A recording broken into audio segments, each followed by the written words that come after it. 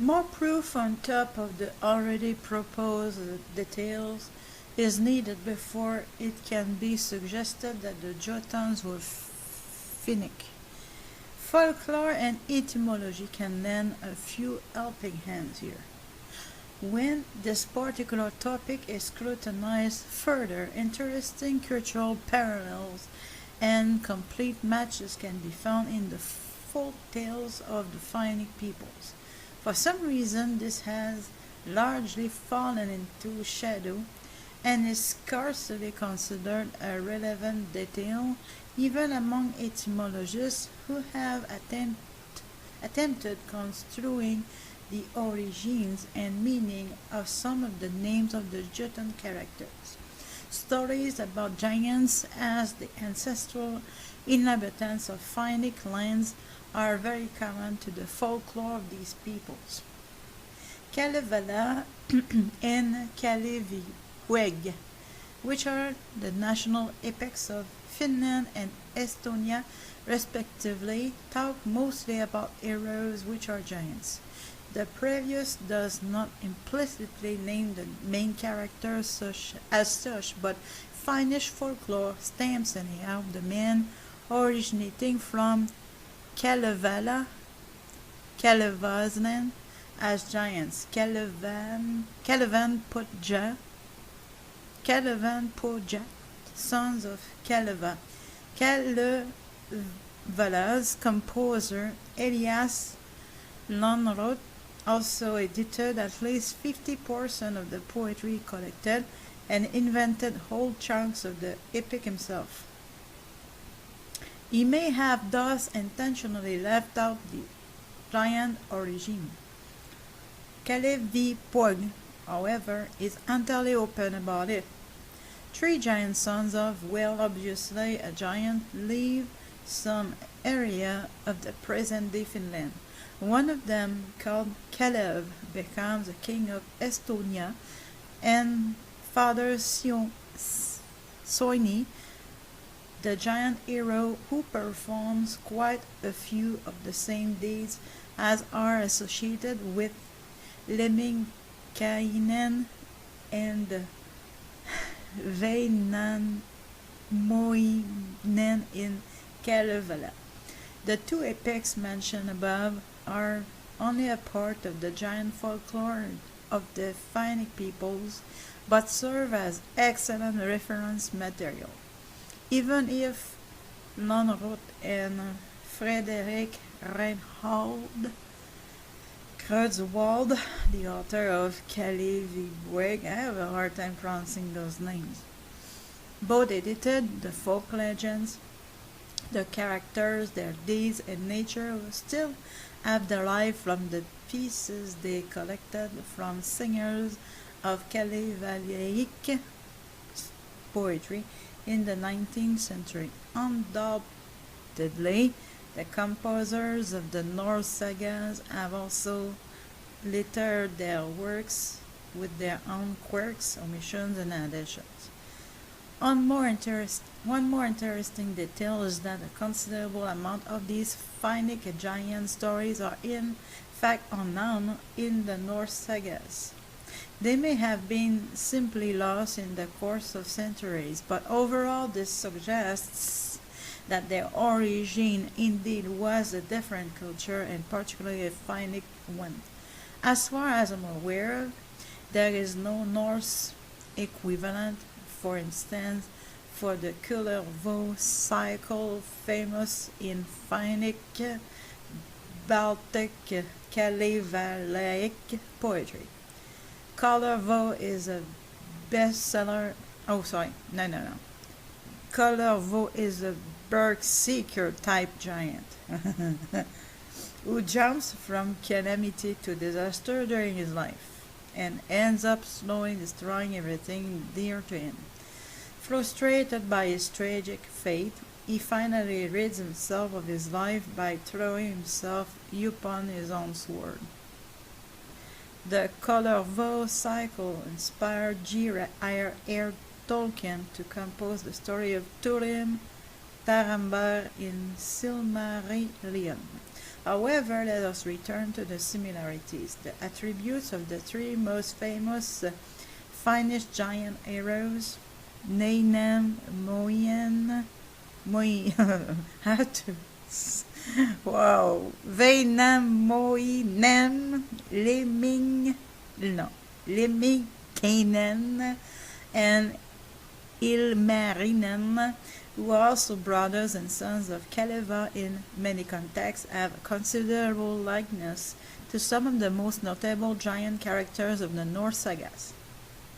Let us observe them with some details and see whether through them the Finnic Jotun relation could be straightened. It also should be recalled that these characters, among others, were, as late as in the early 20th century folklore, seriously regarded as the forefathers of the Finns. Alright.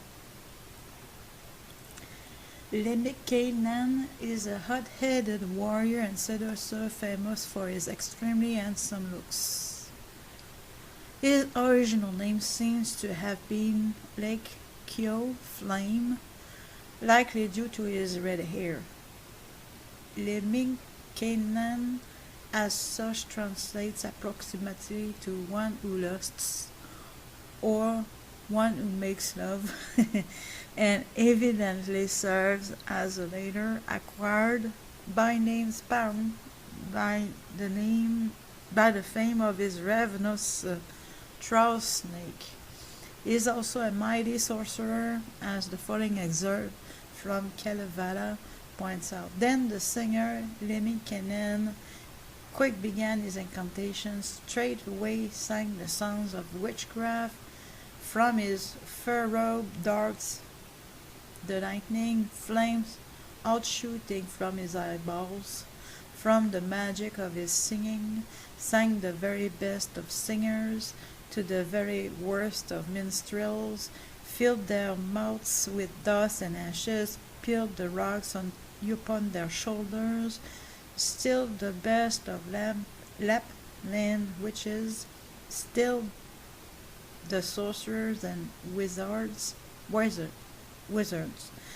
Then he banished all their heroes to the whirlpool hot of flaming, to the water deck with sea foam, into fires and boiling waters, into everlasting torment.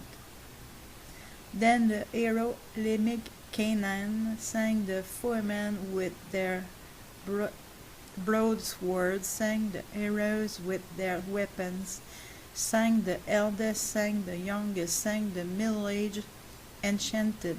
Only one he left his senses. Now remember the handsome Jotun wizard Logi from the earlier discussion. His name in Old Norse has exactly the same meaning as Yekyo. These two characters bear such similar traits that they can only be one and the same person. Lemminkäinen possesses also shape-shifting abilities, but this is probably due to the later time mixed with Loki, who would better correspond to the Finnish god of underworld Tuoni. The similarities and differences between Lemminkäinen, Logi, and Loki are, however, out of the scope of this discussion. Ilmarinen is the god of air and winds of the Finnic pantheon, and also the famous blacksmith who forged a magical mill, sampo, and tamed iron when there was but bronze to make weapons from. It is not so easy to associate with a counterpart in Norse sagas as Lemminkäinen Logi, but the aforementioned fragment from the Orkneyinga saga gives a hint. Claire and Logi are the brothers of Kari, whose names means wind, and he, besides, rules over them. Kari is also a beginning for wind in Pulur. Moinem, Imarinen, and Lemminkainen are brothers, and Imarinen translates as fully of air, airy, windy. Hence, E and Carry have to be considered one and the same. Wainamoinen is the old sage and wizard, and he is oftentimes depicted as sailing around in a boat or otherwise associated with water. Some variations of the Finnic world creation myths describe him as having been born from the sea or having floating in the water when a duck lays an egg on his knee. Wainamoinen moves his leg, the eggs drop down, and from the shattered halves, the earth and sky are formed. Certain water and navigation terminology bear his name within. For instance, oh my gosh, Wainamoisen, Veneijalki, the boat trail of the Wainamoinen, a calm patch of water amidst surfs, whilst his own epitaph, Osmoinen, Suvantolinen, always somehow contain the concept of water within. The common name, Wainamoinen, most likely derives itself from Vaina, calm water, strait. Wainamoinen and Odin bear significantly similar characteristics. Both old men are associated with poetry, wisdom, and they wander from land to land, passing on judgment or appearing as a shaman wise man. However, in such legendary stories as the Anglo-Saxon Chronicle can be believed, Wotan would have lived somewhere around the 4th century.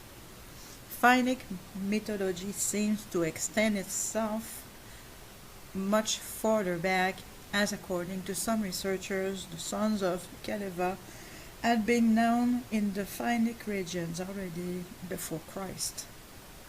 Interestingly, Johannes Misonius, an historian that lived in the 17th century, mentions in his First of Finnic Kings that the first one ruled around 600 BC. This list coincides with the Jot lineage, and thus would deposit the broader trio Ler, Logi, Kari into the turn point of Bronze and Iron Ages. This would indeed give Lariman Kari a great deal of credibility as the first ironsmith in the North.